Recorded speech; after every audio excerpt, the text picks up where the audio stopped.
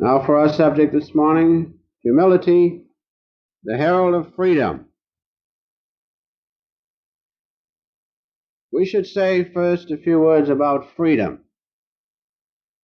There are certain kinds of freedom that we do not necessarily care for. In fact, humility will not have anything to do with that freedom. So let us first say a word or two about freedom. There are two kinds of freedom.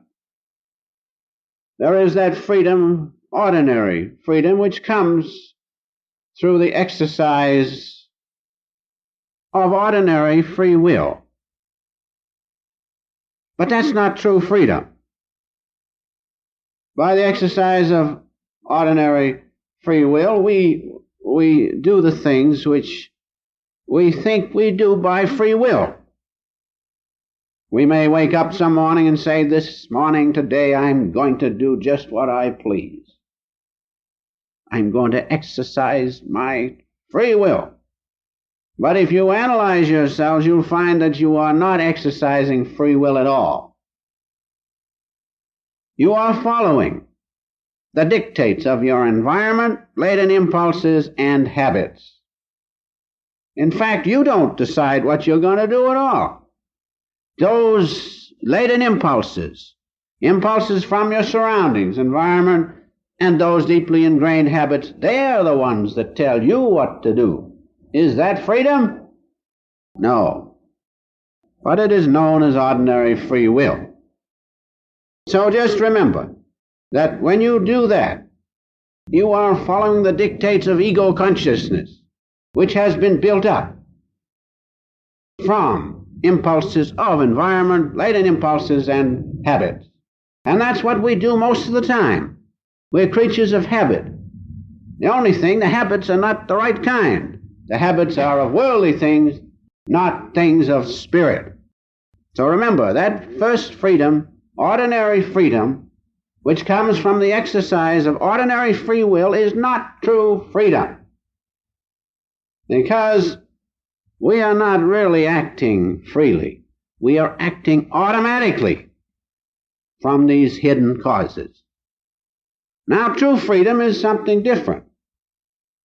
True freedom means that the action which we do is the result of independent action which comes from our association with truth within, or soul consciousness, or God. Now, when we act that way, then we are really acting freely, in a free way.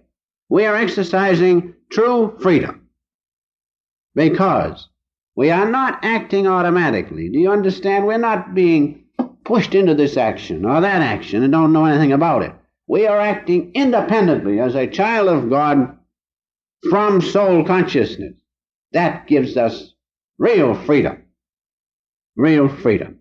Remember, there's no place for true freedom in ego consciousness. Because ego consciousness was born with the body, subject to the limitations of the bodily consciousness, and therefore we are not free. When the body passes away, if we are attached to the body, our consciousness passes away with it. Is that freedom? Is that freedom of the soul? No. When we supersede ego consciousness by knowing God within, the soul within, and act from His guidance, then we have true freedom. So remember, true freedom comes when through humbleness, humility, you are received into God's presence. And from that presence, you receive guidance. And through that action, you attain true freedom.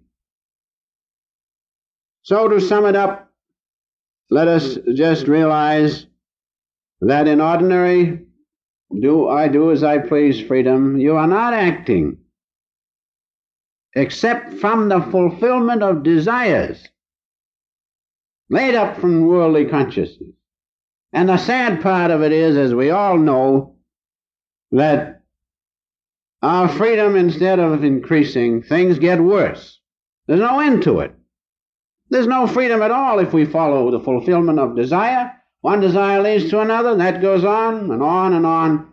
Finally, we are absolutely helpless, subject to habits and environment and latent impulses. That surely is not true freedom. While on the other hand, in true freedom, our action comes from impulses and motives from the soul. And what happens? That ties us to God. And where is true freedom? In God's consciousness, no other place. Because God is free. God is free. And so remember, true freedom, that which we are searching for and what we really want, will come when through humility and humbleness we know the soul consciousness within, merge in Him, feel His great love, then we are free, eternally free.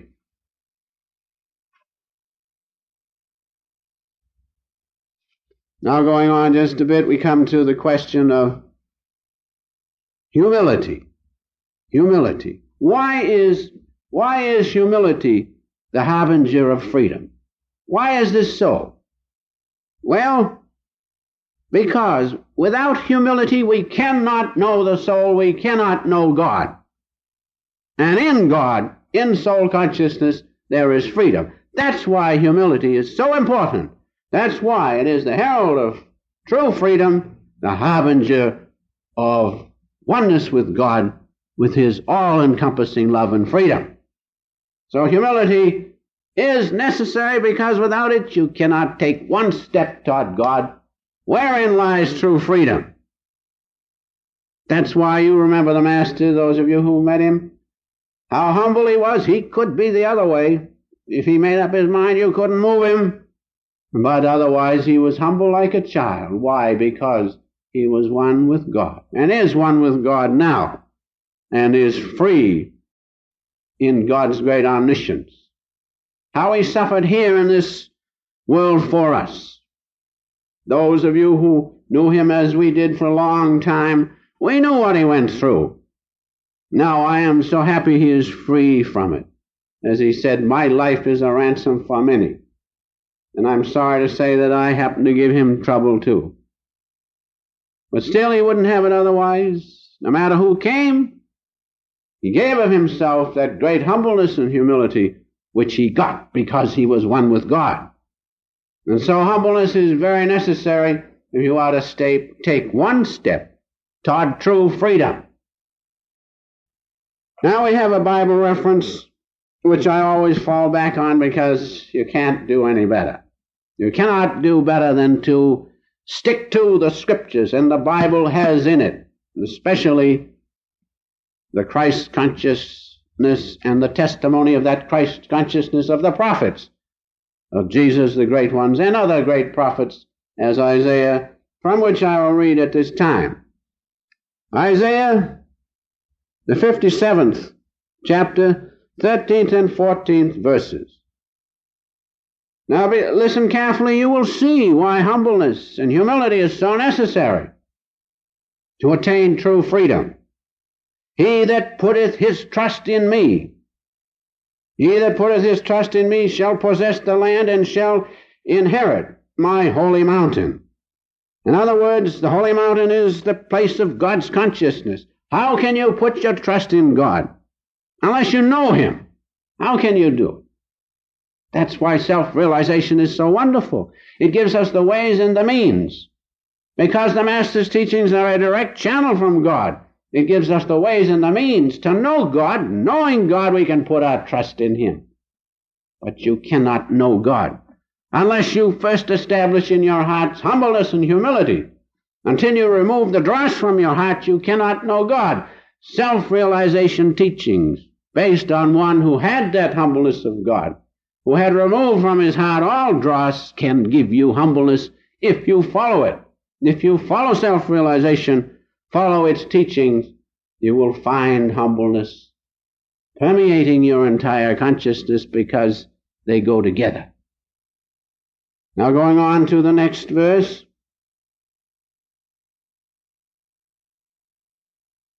14th verse.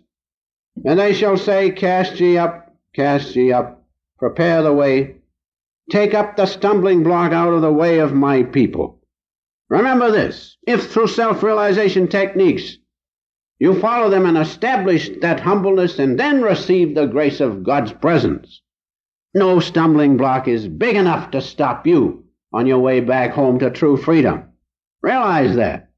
God is the greatest thing we need. God is the greatest rectifier.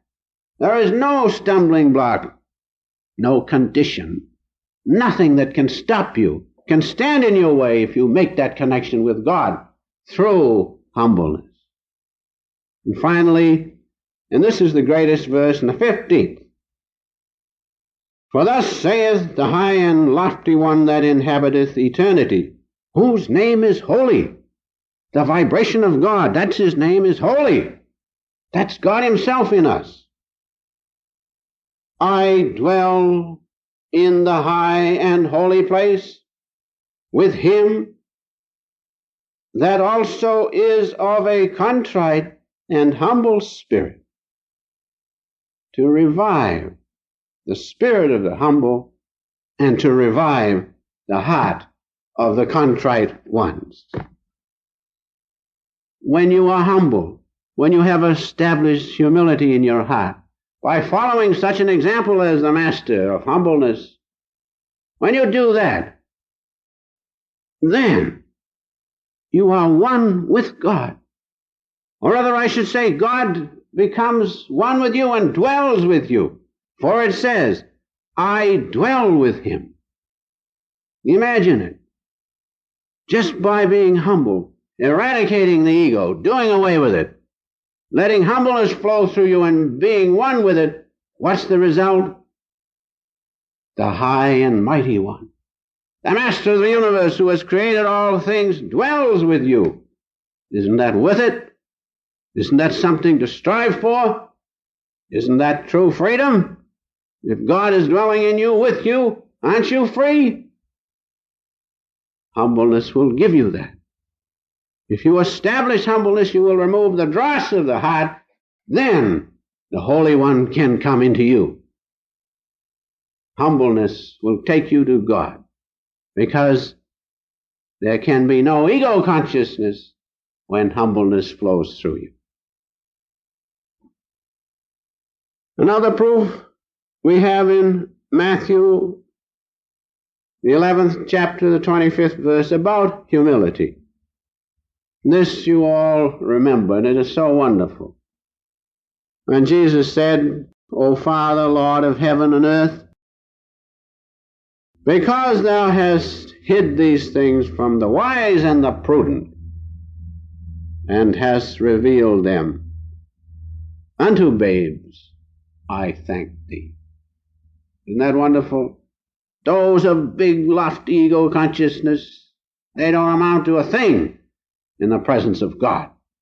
But when we have that humility and humbleness that we see in the little child, which is so open and so beautiful before delusion gets into him, that's when God speaks. That's when we know God, when we have that spirit, the humbleness of babes. And so finally, from a metaphysical standpoint, we must realize that to attain true humbleness, the limited ego consciousness must be superseded by the spiritual consciousness of God within, the presence of God within. Humility and ego consciousness do not go together. They do not mix. But that great presence of God, His great consciousness within us, you will feel, I will feel, all will feel, when we have removed all dross from the heart and have the consciousness of babe. Then we will be free. Until then, when we follow ego consciousness, we seemingly have a little freedom. But look at God. What does He do? Has everything. Has created world upon world, everything from God. Does He say anything about it? No. He's humble, like a child, and says, oh, I guess they don't want me yet. So He lets us go on, seemingly enjoying ego consciousness.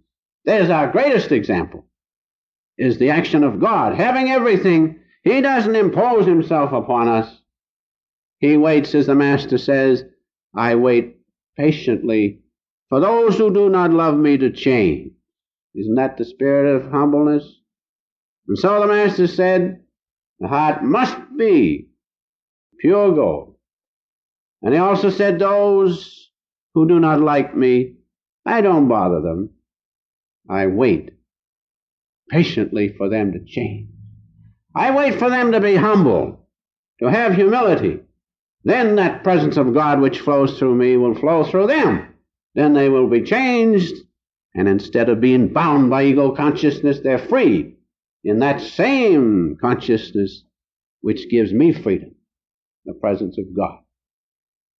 And so there you have two of the greatest examples, what God does, how humble he is with everything. He could in a moment smash us all up, but he waits patiently.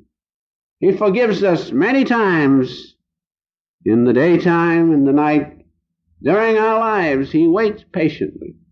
There's our greatest example. The next example is the example of the Master, who put up with so much from us.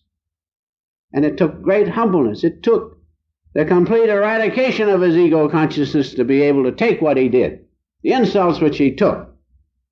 And he said, as Jesus said, Father, forgive them. They know not what they do. When they have humbleness, they'll appreciate and know thy presence in all beings. And so, in conclusion, ego consciousness must go.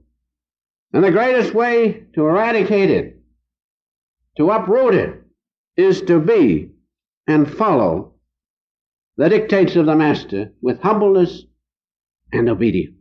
That's the greatest way to eradicate the ego consciousness, because you immediately place your will below the will of God through the channel he has sent, subservient to God's will. By following the channel whom God has sent, the channel of the Master, it takes greater courage to obey the Master and follow his wishes and the law he has laid down than it does to follow your delusion-guided will. It's much easier to do as you please.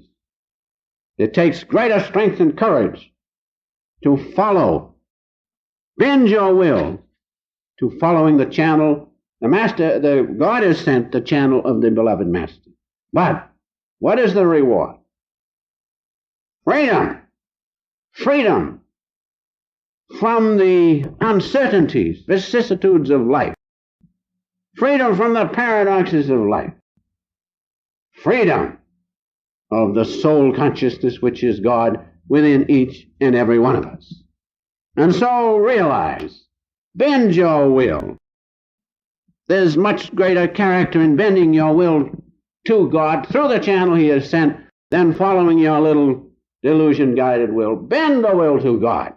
Be humble, and you will find God there ready to greet you. He won't intrude upon your privacy, but he will be ready. The moment you are ready, he is there. And so I'll close with one little story which shows or gives a good illustration of the eradication of the ego.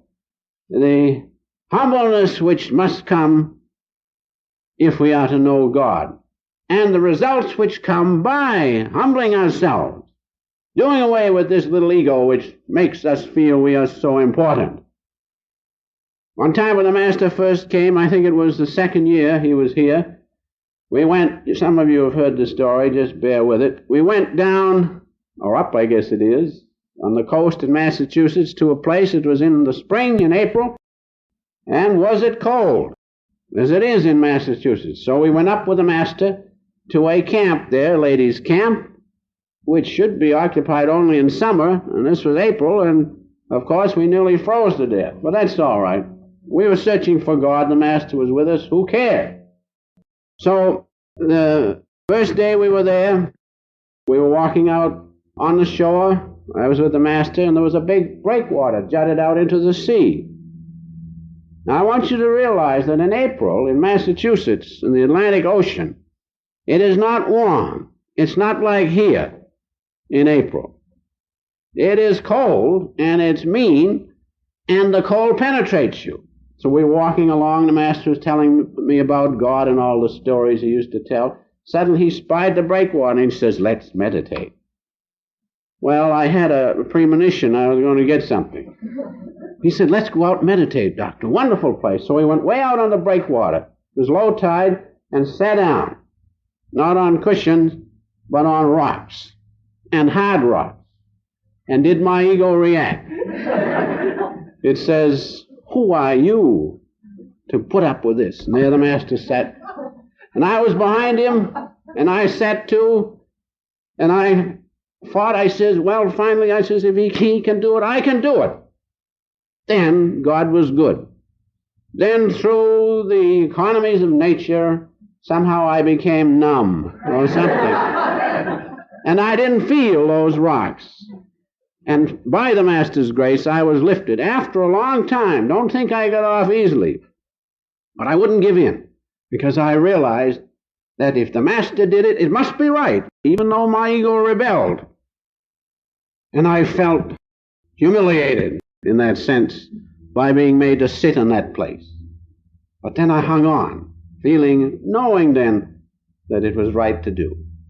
Then, as I say, nature was good, and numbness came over me, and I was at peace. I didn't know for how long, until suddenly the waves began to break around us. All around, the Master says, oh, Doctor, let's get out of here. Let's get out of here. 5 hours. 5 hours later, we went out. But what was the result of that? The result was this. By that effort I made, and I must say, through the Master's help, I don't know whether I would have stayed there or not. The effort I made, what was the result? The ego was completely subjugated, and since then, I can meditate any length of time without feeling any discomfiture at all. Now that's the reward, because by that effort, whatever effort you make for God and for the Master repays you 1,000,000 times. By that effort, I don't suffer now. Some of you may suffer. Go through what I did, you won't. I don't suffer. I feel all right. That's the result. So I had to humble myself. I must make you realize that didn't come easily. Everything rebelled in me, from sensation first to thought and emotions. Everything rebelled and said, get out of here. Get out of here. Why are you here? In going through this misery. But something else within me, that consciousness which gives us true freedom, said, no, stay. Follow the Master. So I stayed. It took a great lot of willpower to stay, but am I glad I stayed? Because now it is of no effort, and it's a great joy to be able, unhampered, to follow the Master and taste of that freedom of consciousness which comes when the presence of God is made dynamic to your consciousness. And so, in closing, remember, humility is absolutely necessary to attain true freedom. That's why it is called the Herald of True Freedom, because you cannot take one step toward God unless, as Jesus said, you become like little children. As Jesus said, seeing Nathanael coming toward him, one of his disciples, he says, here comes Nathanael. There he comes, who is without guile, who is humble. Nathanael had true freedom. He had oneness with God.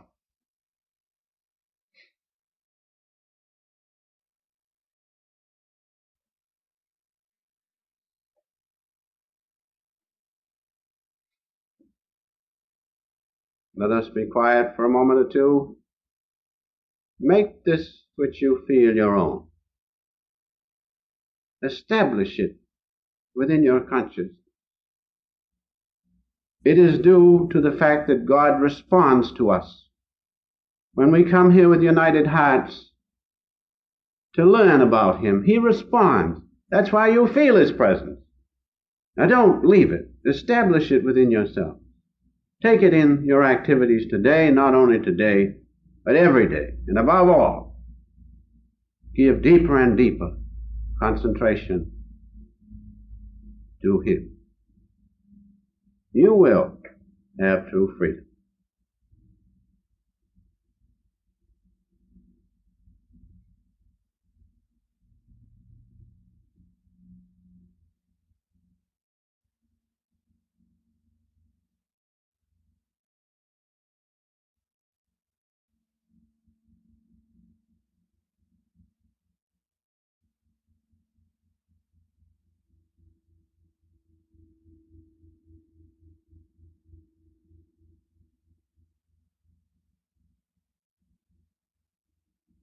Heavenly Father, Thou hast said,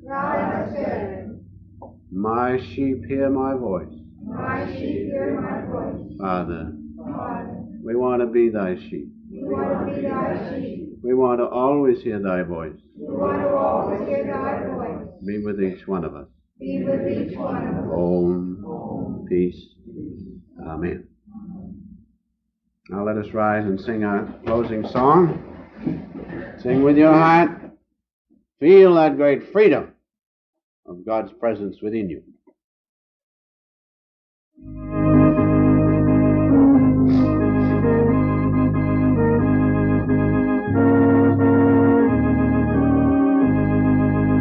Everybody. In the beauty of the morning,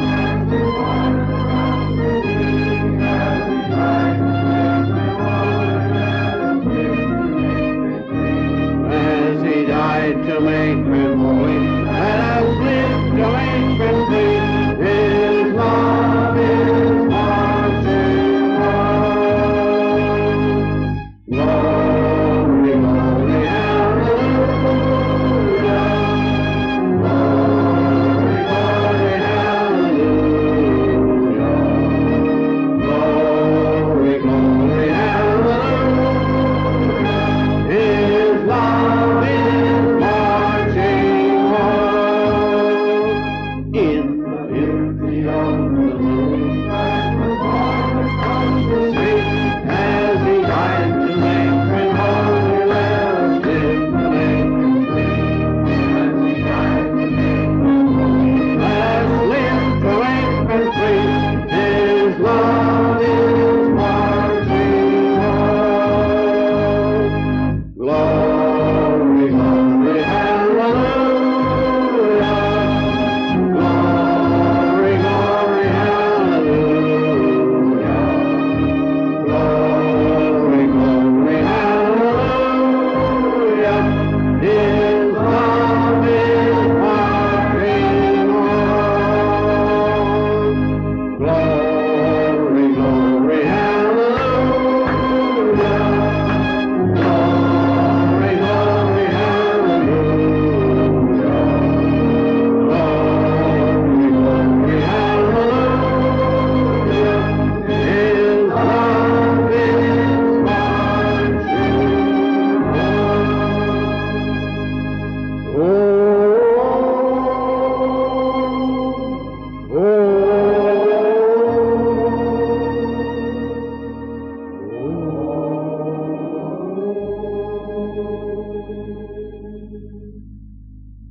Raise a hand.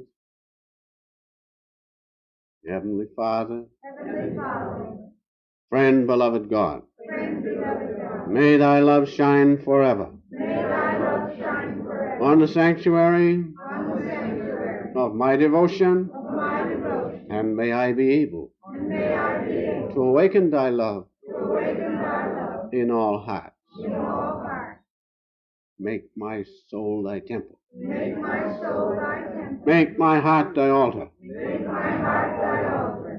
Make my love Thy home. Be Thou the only King, reigning on the throne of all my desires. I bow to Thee, O Father. I bow to Jesus. I bow to the great Master with my love and devotion on the altar of my heart. I bow to the beloved Master. Oh, peace, bliss. God bless.